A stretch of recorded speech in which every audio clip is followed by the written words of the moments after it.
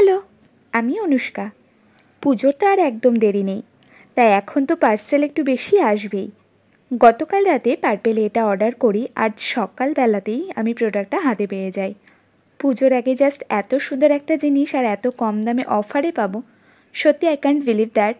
তো চলো বেশি দেরি না করে লেটস আনবক্স ইট। এবার দেখো জাস্ট হোয়াট আই রিসিভড। আর হ্যাঁ, বক্সটার কালারটা এত কিউট, এত সুন্দর যে কি বলবো।